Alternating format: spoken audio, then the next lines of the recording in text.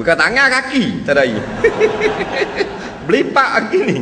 Nah, dah masa bujang mana ada orang minta iti gitu, habis kuat adik minta, bang iti tiap gitu je. Ha, jeng. Kita masuk 10,000 okey ya, sebulan 15,000. Ha, masuk 1,000, 1,500. Sakit boleh sakit lagi. Nak. Ha.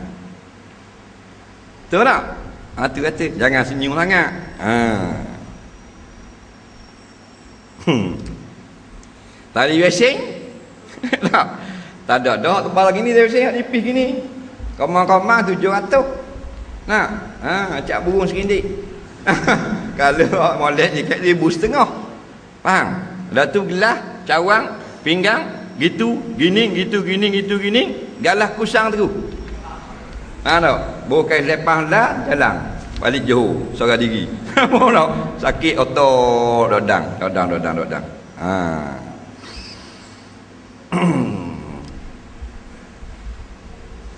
Maka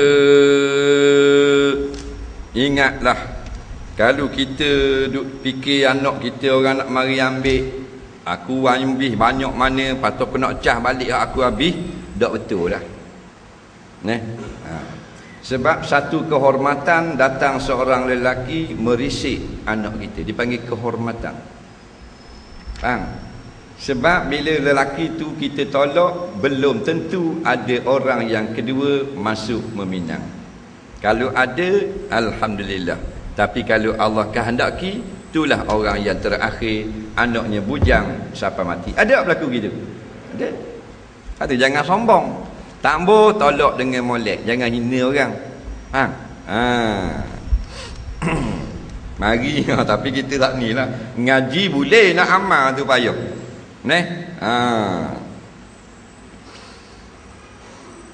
Mari orang lebar warak lagu mana ilmu banyak tapi dah miskin, lain macam kat kita. Betul tak?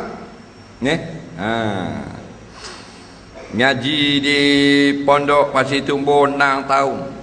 Cerdik dah, anda nahu gitu gini, ngaji di tani pula 4 tahun. 10 tahun. Sambung di pesantren di Bandar Aceh 5 tahun, 15 tahun. Pak, balik jadi ustaz. Tapi sesok lah. Aling lagu mana pun sesok tak ada kerja lagi. Baru balik ngaji. Beli motor pok saudara, hok gi, hok peraih hari tu jual nyok. Honda kak buruk, hok tu je mampu. 200,500 motor. Saya bank dia ambil kemudian. Mari atuk kaka saja. Faham tak? Saya bank tak ada itu je cabut tok duana tak tahu katanya pok saudara. Faham? Saya bank mari ambil ke dia. Pairing tu dah, pairing tu. Kalau tak faham pula saya bank. 200,500 motor Honda Cup. Pelik TB. Faham tak? TB tuang beruk. Nak. Pasal dulu kerja peraihnya tak? Bawa beruk. Tenda beruk atas tenda. Lalu pergi kerja. Lalu balik beruk bawa. Tuang duduk atas tenda. Dolah beruk tu pandai bawa motor. Jadi dah buruk dah nak tu. Pak dara beli motor lain tak jual kan anak dara ni lah. 15 tahun ngaji pondok, boleh baca kitab hadis, boleh baca kitab nahwu, boleh baca balaghah, boleh baca tafsir. Faham? Tapi miskin kan? Nak. Comel ni serbang macam wali songo. Nak orang pula warak.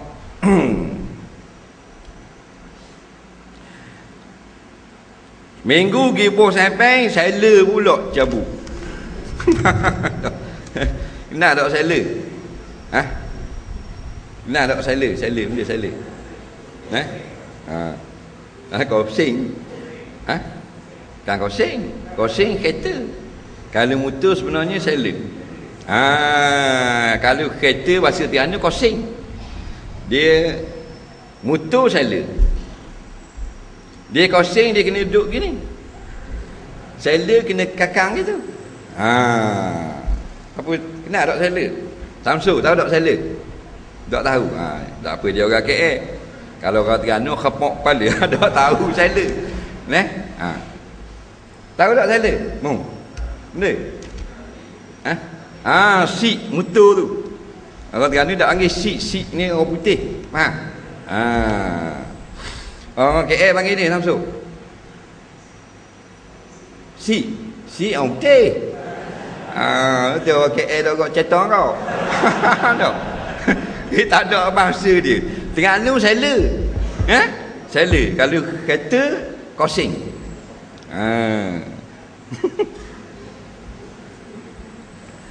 Sela pula cabut. Tak ada dah sekeru berpecah habis ke bawah. Faham? Sela je bubuh sela baru boleh naik. Sudah tokat awak naik dengan sela-sela atau moh. Bapa awak naik bak sela saja, nutuk tak ada. Spang saja. Faham? Takut basah. Faham? Takut kekal di kucing, jeng. Neh, dia minta anak orang dalam kampung tu, neh. Mari dengan motosikal buruk dia. Neh. Kelepang. Jika border kemak dia pasal kenal dalam Facebook. Pak puang pun minat agama, pak lelaki pun orang hebat dah.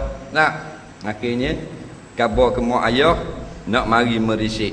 Nak tengok dulu kalau kenal molek keluarga akan mari meminang. Dia kabar ke keluarga dia.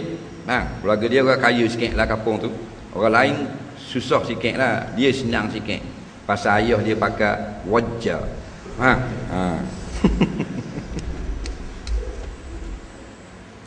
Jadi tunggu belaka ni dah bila orang nak bagi tengok anak. Orang nak tengoklah apa lelaki lagu mana dengan kabar ngaji luar negeri. Pasal anak puang dia kata ngaji luar negeri. Aceh memang luar negeri tu. Nah, tapi pondok bahan kaki ni telur tang. Nah. Tunggu mari kakak nak ngajar pun mari, anak dara mari nak. Bahasa tunggu. Bunyi motosikal kat luar. Kelepang.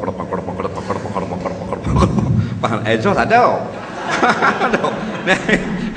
Exhaust cabut lama tu. Neh, masa buat lari di air gitu. Nah. Kelepang. Mak pun takut naku. Natang mana pula bising bangor ni. Nah, orang nak mari lalu ke rumah aku ni.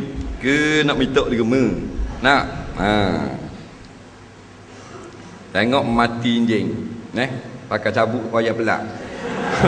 Suih tak ada dah. Suih tak ada dah. Pakai terik pelak. Lepang. Mampu. Nah. Ingat ada betul itu. Ada, mu jangan suka.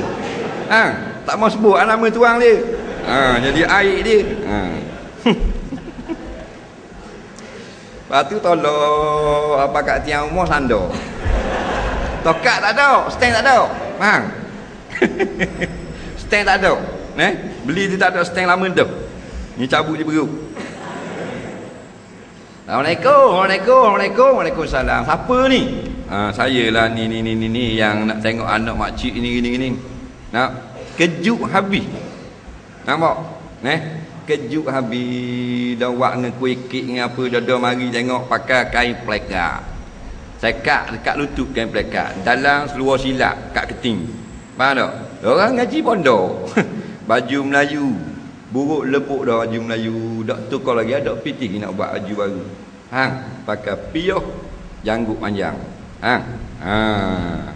Kejut habis. Mak long kata ambil anak nu mak desah mu nu mak duduk ngecang. Tak senang sikit. Bincang malam tu tak setuju. Nak tanggung guana anak dia. Natu dia baru ni pakai kacil.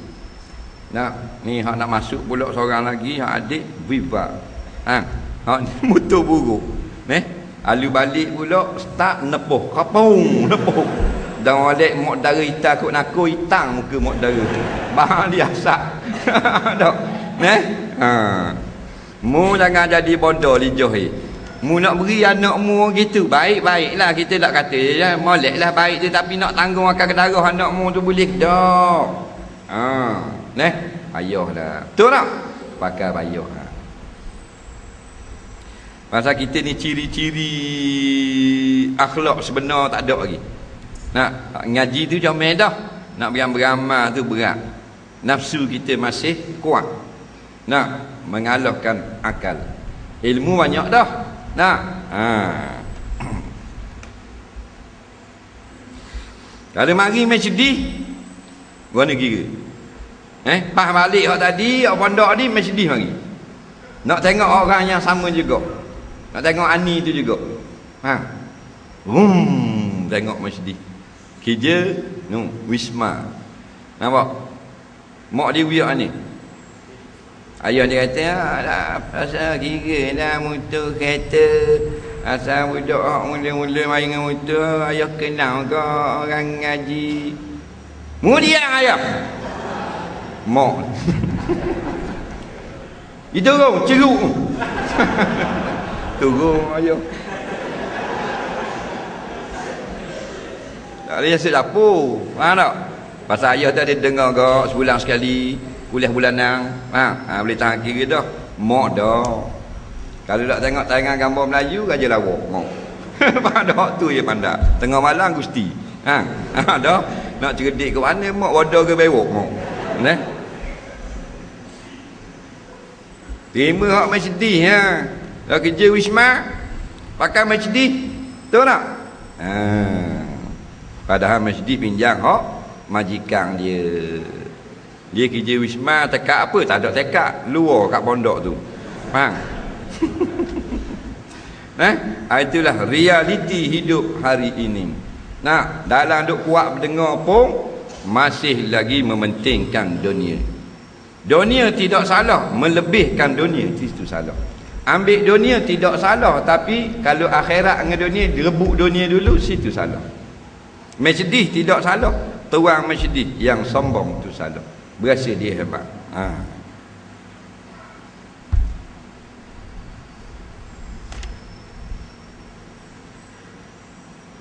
Dan berkata Imam Ghazali, wallahu a'lam.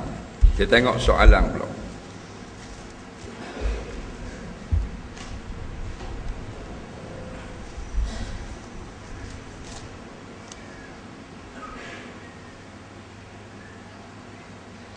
Soalan pertama, daging akikah siapa boleh makan, siapa haram makan?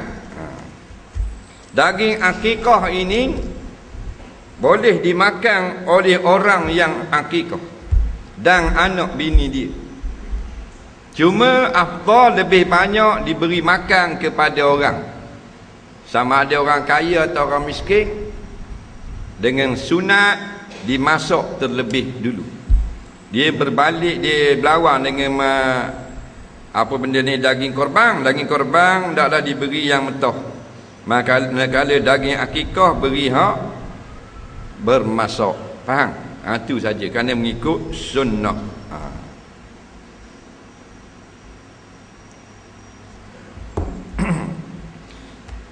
Dah orang kata tuang ngekah tak boleh makan, tak betul. Tuang ngekah sunat makan. Kita ngekah anak kita, baby kita, kita sunat makan, anak kita pun sunat makan, dan isi rumah kita sunat makan. Yang tak boleh makan tuang akikah ialah akikah yang wajib, seperti dia nazar. Aku nazar kalau boleh anak puang, aku akan sembelih seekor kambing sebagai akikah. Faham tak? Maka itu jadi nazar. Baru tuang nazar tak boleh makan. Dan anak bini dia, akikah biasa boleh makan. Korban pun gitu juga, tuang korban sunat makan. Korban yang tak boleh makan tuang dia ialah tuang dia bernazar. Kalau aku baik sakit ni, tahun ni aku nazar nak kebang seekor lembu, maka tak boleh makan sedikit pun, termasuk orang yang wajib dia beri nafkah anak dan bini dia. Faham?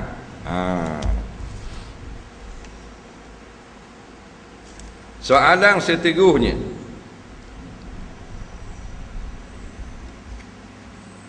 baru ni salat raya penuh masjid sampai semayang di luar.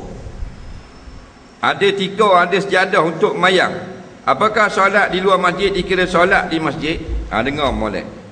Masalah dia kata dia pergi semayang raya baru ni ramai. Memanglah semayang raya memang ramai. Hak dak rajin mayang surau pun mayang raya. Nak. Hak dak puasa ada mayang raya. Mana ramai mari. Jadi muskil hak mayang belah luar tu sah ke tak?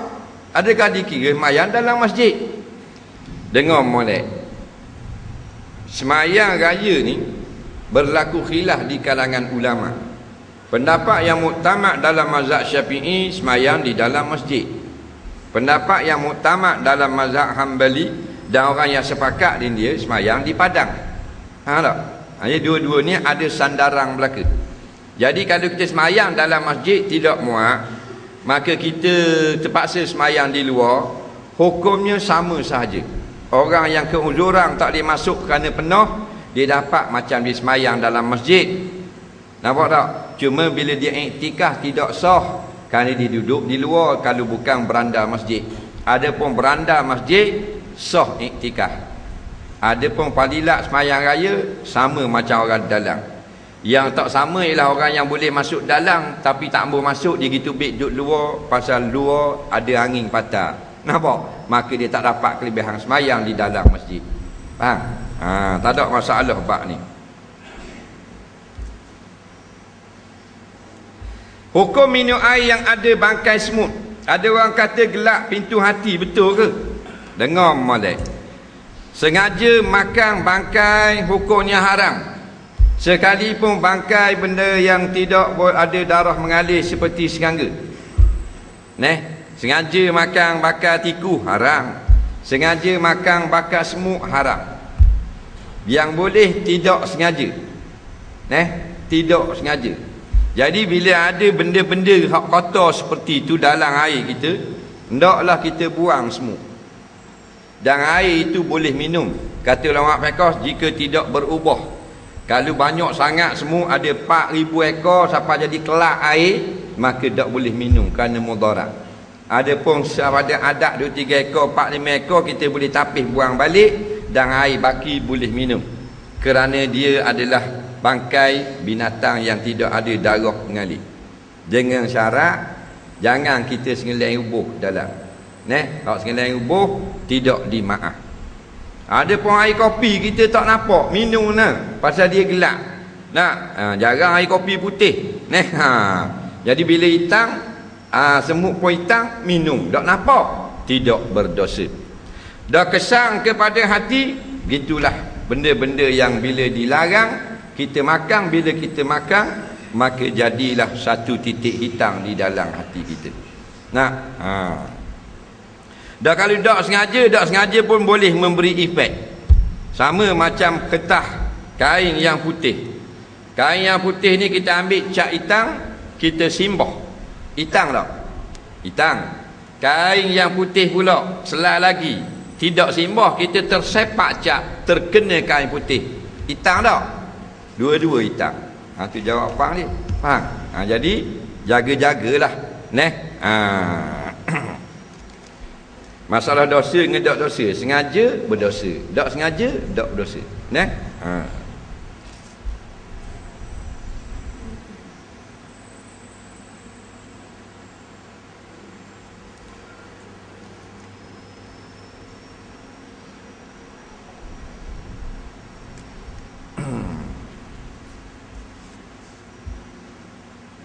Apakah hukum melaburkan seluar dan kain menutup mata kaki dan solat dan luar solat? Apakah yang dilarang? Sekiranya niat tidak sama, apakah yang dilarang juga? Baik. Soalan seterusnya mengenai isbal, iaitu pakai kain atau seluar orang laki-laki. Orang puan tak masuk kan? Orang lelaki je. Lebih pada buku lali. Jika bukan kerana menyombongkan diri, menunjuk-nunjuk kepada orang miskin, maka hukumnya makruh. Tak berdosa. Pasal apa makruh? Kerana mukhalifus sunnah. Kerana sunnah tidak begitu. Sama ereh dengan buku lali harus. Atas pada buku lali sunat. Siapa kat keting sikit sunnah. Nampak lagi? Bawah pada buku lali makruh, tidak haram. Yang kata haram-haram tu pendapat mazhab lain. Pendapat jumhur ulama tidak haram. Kerana asal yang turun hadis tu, sebab berlaku tu ialah ketua-ketua Quraisy memakai jubah-jubah labuh, menombongkan diri di hadapan pengikut-pengikut Nabi yang rata-rata orang-orang miskin.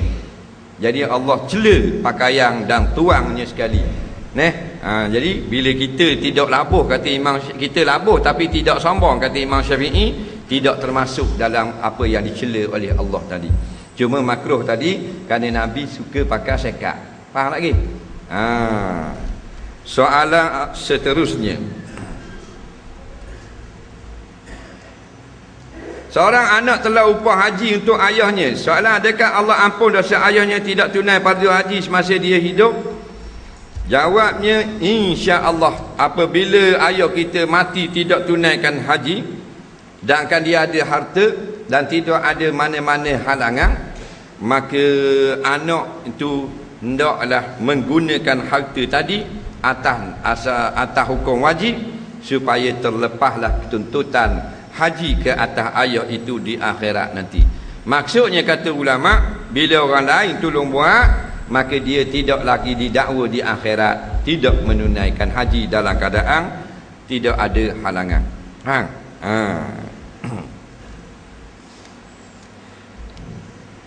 Bolehkah saya ambil inhaler untuk penyakit asma di bulan puasa? Adakah batal puasa? Baik, hukum seduk inhaler. Inhaler ni ada satu jenis obat yang mengeluarkan cecair. Buah dalam hidung ni tekan, buah dalam mulut tekan. Jadi bila saluran napas dia tu kepit, maka ada obat yang bila dia masuk, dia akan membuka saluran yang kepit, lalu napas dia kembali normal. Bila kepit tak lepas.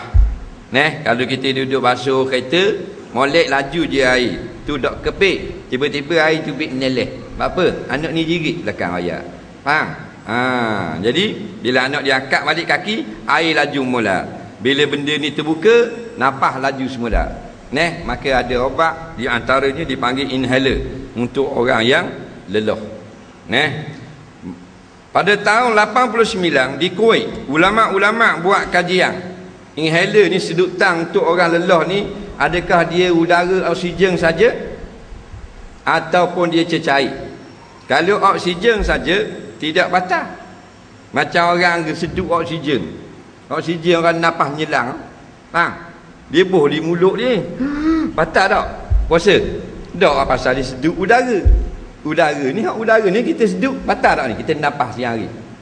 Dalam ni napas dengan oksigen, luar ni napas dengan benda hidrogen. Oksigen juga. Batu tak batal. Tetapi inhaler ni, adakah dia oksigen saja ataupun ada obat yang berupa jiring? Maka dia buat keputusan dia ada obat berupa titis-titis air masuk ke dalam paru-paru. Dah batal ke tak? Maka batallah puasa anda. Tetapi jika tidak ada peluang berpuasa kerana kronik, maka dia kalau kata hak maknanya kakak lelah, 2 jam lelah sampai mati dia tidak boleh berpuasa. Ada kaum mengatakan orang ini dia hidu masuk ke paru-paru pun tidak batal, dimaaf bagi diri dia, sama dengan orang perempuan yang sentiasa menitik darah istihadah, sama dengan orang laki-laki yang kencing tak berhenti tubik sama nitik, maka sah dia semayang. Maka orang ni pun sah juga dia berpuasa.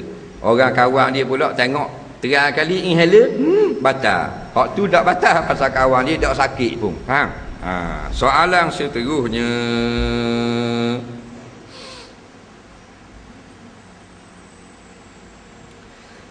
saya ni kerja di kedai jual ayam. Bos saya ada customer kilang arok. Saya kena hantar ayam di kilang arok. Soalannya, apa hukum saya hantar ayam ke kilang arok? Bagaimana dengan duit bayaran ulang alik tersebut? Duit dari kilang arok tersebut, uduhnya tulisan. Jadi hasil duit kilang arok yang bayar ayam tadi, jadi lagu mana dengan duit? Baik, faham lah tu dia nak tanya. Dia kerja atau ayam atau makanan kepada kilang arok. Di antaranya kilang arok tu order 2 ekor sehari, dia lalu dia atur 2 ekor, kedai ni 3 ekor. Nak kerja atau ayam, maka hukum dia atur ayam ke kilang arok tu Haram ke tak? Dengar molek. Fihi tafsilun, ada huraian. Ni tengok dulu. Jikalau maknanya yang order tu, ayam tu kerana pekerja situ nak makan nasi, maka hukumnya halal. Pasal bukan nak buat benda haram. Tapi kalau dia atur tu kerana ayam tu untuk buat arak, perlukan proses untuk buat arak. Dalam banyak-banyak ayam 3,000 gelen kena buat yang 2 ekor baru sedap arak tu, maka penghantaran itu haram dah, kerana situ ta'awanu alal ismi, bertolong atas perkara dosa. Faham lagi? Macam tok ca, macam padri. Nak padri ni ketua orang kafir lah, agama Kristian. Nak kita pergi di gereja kerana apa? Kerana padri panggil kita nak khidmat kita. Buat benda, padri nak minta kita potong baju benda, baju raya. Faham? Bukan baju buat semayang dah, baju raya kat pergi Christmas. Nampak dia nak potong baju, jawabnya kalau pakaian bukan hak kait dengan ibadat, tak apa. Nampak tak? Hak fitnah tu kena jaga, tapi hukum tu nak tahu. Pergi di gereja, bukan pergi haram, tak tengok pergi dulu. Mungkin anda jumpa padri tu ajar aku agama Kristian, haram. Mungkin anda jumpa padri tu pinjam piti aku ni. Faham tak? 20 ya, dia suruh pergi ambil di gereja. Dia sibuk. Faham tak? Tadi tak ada masalah. Jadi dia jual ayam, tak ada masalah. Pasal biasanya orang dah buat arak ayam. Pekerja-pekerja situ nak makan tengah hari. Tak? Baik. Dah duit daripada jelas, daripada kilang arak pula. Kalau yang jelas, jangan berniaga dengan mereka. Tak boleh. Yang bolehnya dia ada niaga arak, ada niaga yang halal, maka boleh. Kalau semua benda yang haram, tak boleh kita berurusan, kerana kita akan dapat bayaran daripada duit-duit yang memang haram. Soalan seterusnya, kita ada 5 minit lagi. Masa di sekolah saya rasa macam cecair dalam seluar saya. Memang takkan cecair dalam seluar orang. Adakah itu air wadi atau air mazi? So tak semayang saya jika air itu masih ada di seluar saya, walaupun sudah kering. Ada seorang lagi tanya gini. Itu ada seorang dah tanya. Dia kata masa dia pergi sekolah, dia berasa tubik air berair. Dia pun tengok air tu ada air sungguh kena di seluar dia. Sah tak semayang dia? Jawabnya kita tak tahu air benda. Kita nak tahu sifat air tu. Nak, kadang-kadang air liu. Nak, tapi kalau mu kata ada air keluar kok kemaluan, tu lain. Dia ada hukum, senang lah dah. Kalau maknanya dia jernih, batal wudu. Itu air mazi. Dan kalau kena di seluar, wajib kena basuh. Adapun kalau air mani, dia keruh dan keluarnya laju serta dengan syahwat, maka menyebabkan wajib ambil mandi junub dan kena pada seluar, sunat dibasuh, tidak wajib. Dia hukum lain. Nak, yang senangnya kita belajar kenal mana air yang mani, mana mazi, mana yang batal wudu, mana yang tak batal wudu. Nak,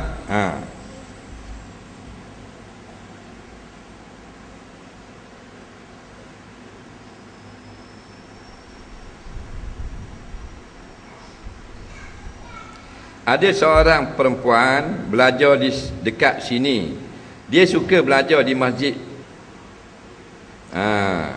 Dekat dia belajar. Ada geng-geng dia tak suka dia pergi belajar dan suka buat fitnah. Untuk elakkan perempuan itu pergi belajar kat masjid, kat surau. Soalannya, orang puan itu patut teruskan pergi belajar kat masjid ke, atau tak payah pergi dah? Jangan layanglah. Begitulah. Bila ada orang nak buat baik, mesti ada orang tak kenang. Sebelah kita ni ada universiti. Budak universiti mari dengar sejik ni. Mari dengar sejik depan tu. Nak, kawan-kawan hendak berakhir dengar, geripuk korang. Nak, khabar dia ni pergi jalan lagi, patah lah apa, supaya kena tahan, kena apa. Nak, ni menyakit orang Melayu. Dah kita tak mau pergi dengar agama, kita nak pergi larang pula orang dengar agama. Nak buat fitnah dan sebagainya. Ni penyakit berat nanang Melayu ni. Lepas tu kena tipu sama. Jadi jangan layan.